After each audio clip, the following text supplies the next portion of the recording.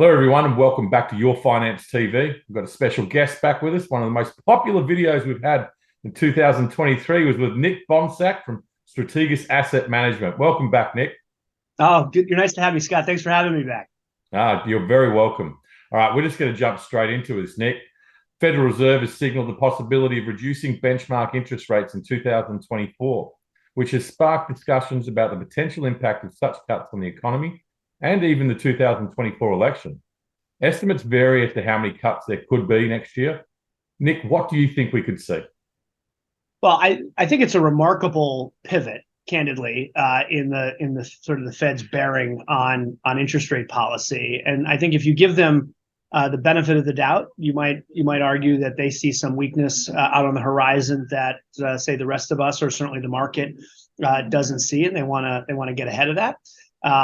Perhaps it's a disinflation or deflationary type of environment, or may just be sort of a general round of economic weakness. That would be the camp that we would fall into. Is that we're probably going to see whatever the residue of previous rate hikes might have had on the economy come through in the first half of the year. But 6 cuts, which is what the market is discounting for the Fed's actions this coming year, seem a little aggressive to us.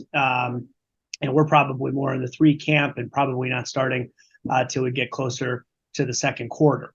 But I might offer also that globally the economy is not on terrifically firm footing, and so you're starting to see some very real weakness. Certainly in recent data out of Germany, you're certainly seeing some weakness out of data from China, which are two very important export partners globally for intermediate and raw goods, finished goods, throughout, and Japan. And so the global economic construct, it looks a little bit weak, and we can get into the dynamics of the U.S. election here in a minute if you'd like, but ultimately I really think, given the probability that we sort of know who the candidates are, that there's going to be a far greater attention from market participants on interest rate policy. Clearly, they like the idea of easier policy right now, but I think the Fed's got its work cut out for it.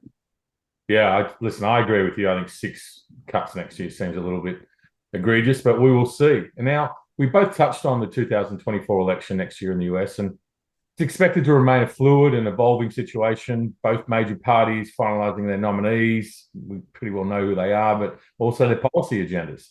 How do you see the election impacting markets next year?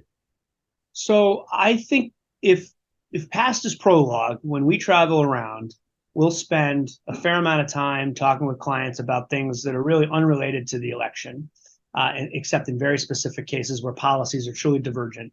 And then as we walk to the elevator, we might spend another 45 minutes talking about the election, right? So there's a very keen interest in it, and at the same time, sort of a disinterest in it.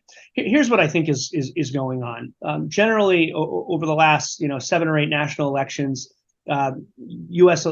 voters have sort of gone with the opposite of whomever is in power, not necessarily on a term-by-term basis, but offsetting one sort of extreme personality characteristic with another. Sometimes a positive characteristic, sometimes ostensibly a negative characteristic.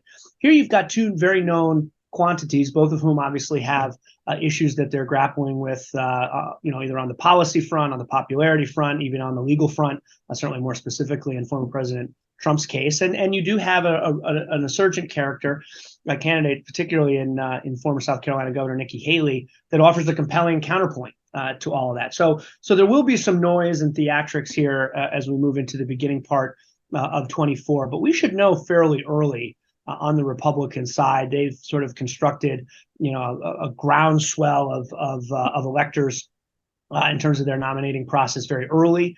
And it would be unlikely that you'd get sort of Trump into sort of a legal situation where there's daily pictures of him sitting in a courtroom when he should ostensibly be out running for president. So I think the theatrics will be up front. On the back end is sort of what are the differences in policy, and I think more specifically and most importantly is that the Biden administration is pulling on the levers that exist to all administrations of any party to really help ensure that the economy is on firmer footing. And there's no further place to look than I think what the Treasury's actions have been, both in how they're funding the debt and the use of the Treasury general account the potential reinstitution of the employee retention credits that were sort of pulled back from on COVID on some concerns about on fraud that seems to be eradicated. That's real money that can come into the economy. And so, if by the second quarter you've got real disposable income that's looking pretty good, or starting to move higher, that certainly improves the incumbent's chances, regardless of their party in power.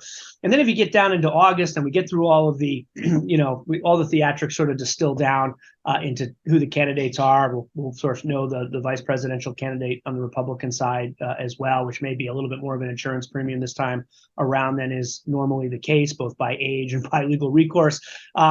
Then that's really when we start to look at the market, because the investors will say, okay, listen, we've eliminated all the fat tail scenarios. We know exactly what, let's say, a Trump ticket would look like. We know exactly what a Biden ticket would look like. And when it's a commentary on an incumbent, you tend to see a pretty good run in the market into year end if it looks like they're the clear victor. So I expect, to answer your question more in short, I expect a lot of theatrics up front and not a lot of implications until you get out past Labor Day later next year. Okay, well, that actually leads in well to this question, because we've seen an incredible performance by the stock market in 2023. But what are the potential risks and opportunities for the US economy in 2024, considering factors such as global trade dynamics, technology advancements, and geopolitical events? Yeah, well, all good lily pads to jump off from. I think, on the global trade side, and you sort of think about risks, inflation seems to have been arrested back to an acceptable level. But I think you have to keep an inflation shock on the cards as something that would disrupt sort of the flight towards risk on that we've experienced over the last 7 or 8 weeks. It's clear that we're not going to get inflation back down to 2.0%, and it's going to be something higher. And then we know that we've got some stickiness certainly on the labor and the wage side. But when you bring in the global trade component of it, and you think about disruptions in the Suez, or you think about sort of the splintering of what had been a globalized economy, into one that's a little bit more fractious, I think we have to be concerned that prices are going to remain elevated, and there may be some logjam in terms of supply chains. When you talk about, Scott, the technological advancements, of course, everyone's attentions will immediately go to artificial intelligence, AI. And, AI is, I think, the real deal. The question is, when will it be ready for prime time? We had an opportunity to spend some time with somebody who's kind of high up in artificial intelligence R&D at one of the big hyperscaling technology companies and use and love. And he was saying, listen, there's only a handful of these hyperscalers on which these large language models can be built. And when they go out and try to commercialize that, what they found is that corporations the world over are actually not as good at data management as they portend to be. And so it renders AI less effective until you kind of get that all squared away. So the business use case is still probably being developed for AI. Doesn't mean it's not going to attract a lot of attention. Doesn't mean it's not going to attract a lot of capital. It may not be, however, the durable organic driver of growth that we need in 2024 to keep the economy, sort of on the advance and sort of a reacceleration. So, we think it's got longer tails ultimately to gestate. And then I think lastly, you mentioned geopolitical, events, and again, by rights, global economies are not as strong. The U.S. is actually doing, a little bit better than a lot of our global cousins in that way. And so that always opens up the opportunity for political dislocation. The fact that we are ostensibly involved, whether emotionally, financially, or militarily, in theaters of conflict, 2 different theaters of conflict. And I think you have to always be concerned about what may or may not transpire in Asia, specifically with China and Taiwan.